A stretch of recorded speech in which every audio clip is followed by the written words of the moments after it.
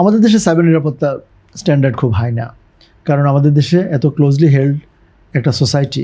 আপনি ব্যাংকে কাজ করলে আমি আপনাকে বলি, আপনার পরিচিত যদি কেউ থাকে, আপনি যে কারো ব্যাংক স্টেটমেন্টটা আপনি আপনাকে পাঠিয়ে দেবে, আপনার ফ্রেন্ড, আপনার বান্ধবীকে আপনি বলুন যে স্যারের এই নামটা দেখতো, ওনার এই মাসের ব্যাংক স্টেটমেন্ট আমার জানা দরকার। সে অ্যাকাউন্ট নাম্বারও লাগবে না, নাম বা অ্যাকাউন্ট নাম্বার কিছু একটা যদি দিতে পারেন বা ফোন নাম্বার দিতে পারেন, সে জানিয়ে দেবে।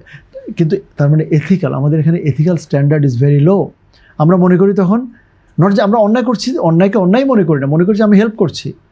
খেয়াল করেছেন? ধরুন আপনি যখন আমাকে অনুরোধ করবেন, স্যার এই একটা আইডি মানে গ্রেডটা একটু আমি জানতে পারবো, আমি মনে করবো আমি তনিমাকে কীভাবে না করি, ওইটা as if I am helping you. So এখানে ওদের স্বপ্ন পূরণে পাশে থাকতে পেরে আমরা গর্বিত। সাইবার নিরাপত্তা, সাইবার ক্রাইম করে কিন্তু একেবারে যে প্রতিদিন মানুষের হাজার হাজার কোটি টাকা মানে ডিপোজিট থেকে চলে যাচ্ছে তা না। সাইবার থ্রেট বাংলাদেশে এখনও খুব বড় থ্রেট না, কারণ এর সাইবার মানে অ্যাটলিস্ট সহজভাবেই অনেক কিছু পাওয়া যাচ্ছে অন পেপার।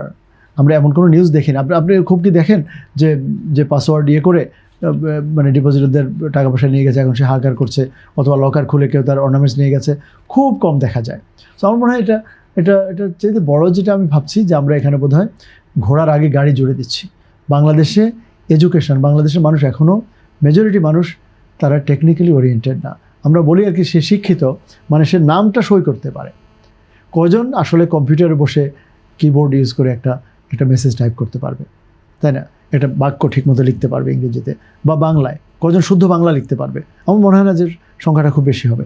এবং কয়জন আবার ইভেন ব্যাঙ্ক অ্যাকাউন্ট মেনটেন করে? আমাদের কিন্তু ব্যাঙ্কেবল যে পপুলেশন বলি, হিউজ ব্যাঙ্কেবল পপুলেশন আছে। মানুষ ব্যাঙ্কে এখনও দে আর নট কমফোর্টেবল, কারণ মানুষের কালচার কিন্তু আপনি সহজে চেঞ্জ করতে পারবেন। এবং মানে এই ব্যাপারে আমার একটু ডিফারেন্ট ভিউ আছে। আমি মনে করি না বাংলাদেশে খুব সহজে ক্যাশলেস সোসাইটি করা সম্ভব, অর ইভেন নেসেসারি। বাংলাদেশের সংস্কৃতি বদলাতে আপনার মিনিমাম 50-60 বছর লাগবে। ক্যাশলেস মানে আমরা দোকানে যাই ক্যাশ নিয়ে, মাছ বাজারে যাই, আপনি কার্ড থাকলেও। কিন্তু এখনো তো দেখা যায় সব জায়গায় বিকাশ নগদে পেমেন্ট হচ্ছে। বিকাশে পেমেন্ট হচ্ছে, বিকাশে যার টাকা আসে, হ্যাঁ ফোন বলে, কিন্তু কার্ডে বা আই ডোন্ট নো। আপনি মনে করেন আপনি কাঁচা বাজারে গিয়ে, হ্যাঁ ঠিকই একটু টাফ, কেউ পাবে, আমরা হয়তো সুপার মলে সেটা পাবো। আচ্ছা, সেক্ষেত্রে আমরা আমাদের অনুষ্ঠানে একদম শেষ সময় চলে এসেছি। আপনার কাছে আমার সর্বশেষ প্রশ্ন থাকবে, আর্থিক খাতে শৃঙ্খলা কোথায়? এই প্রশ্নের বাস্তবসম্মত উত্তর খুঁজতে এখন সবচেয়ে জরুরি পদক্ষেপ কি হওয়া উচিত বলে আপনি মনে করছেন? আমি মনে করি ইমিডিয়েটলি সবগুলো ব্যাংকের অ্যাসেট কোয়ালিটি রিভিউ আরেকবার, এবং ব্যাংকের ডিরেক্টরসদের মানে ব্যাংকের যারা পরিচালক, সেখানে যাতে এই পারিবারিক একই পরিবার থেকে কয়েকজন এখনও যাতে লোন কনসেন্ট্রেশন, মানে যেখানে যে শিক্ষাগুলো আমরা পেলাম গত 2 বছরে, যে জিনিসগুলো রিভিল্ড হলো, আমরা তো এখন যে বললাম না যে জনসমক্ষে চলে আসছে, এই ধরনের লোন যাতে আর দিতে না পারে। বাংলাদেশ ব্যাংকের কঠোর গাইডলাইন থাকা উচিত যে তুমি একটা পার্টিকুলার মানে জামানত ভালো মতো না পেয়ে, আপনি শুধু জামানত যদি ঠিকমতো রাখতে পারতেন, সে কানে ধরে আসতো। আপনি খেয়াল করুন না কেন, আপনি রাখুন, এই যে লাইব্রেরিতে ঢুকতে বা কোথাও যদি আপনি আপনার ব্যাগটা রেখে আপনাকে একটা কয়েন দিয়ে দেয় না, আপনি কেন কয়েনটা বারবার চেক করেন? আপনি আপনার গাড়িটা পার্ক করার পর আপনি যদি একটা ইয়ে পান, মূল্যবান সম্পদটা, হ্যাঁ, আপনি যখন গাড়ি পার্ক করে যাওয়ার সময় যে আপনাকে একটা ইয়ে দেয় না, ধরুন একটা মানে পেপার স্লিপ দেয়, আপনি কেন এটা রক্ষা করেন? যে এটা ফেরত দিলে আমার গাড়িটা বের করতে পারবো। গাড়িটা হচ্ছে আপনার জামানত, আর ওই কাগজটা হচ্ছে আপনার ধরুন লোন। অফকোর্স গাড়ির দাম বেশি, গাড়ির চেয়ে বেশি দামি জিনিস যদি আপনাকে আমি দিয়ে দেই, আপনি তার গাড়ির জন্য ফেরত আসবেন না, তাই না? আপনি মনে করুন আপনি গাড়ি রাখার পর যদি একটা গোল্ড বার দিয়ে দেই যার দাম গাড়ির চেয়ে বেশি, আপনি বলছেন আমার গাড়ি তুমি রেখে দাও। এখন এখানে ওরা নিয়েছেও তো টাকাটা ফেরত না দেওয়ার জন্য।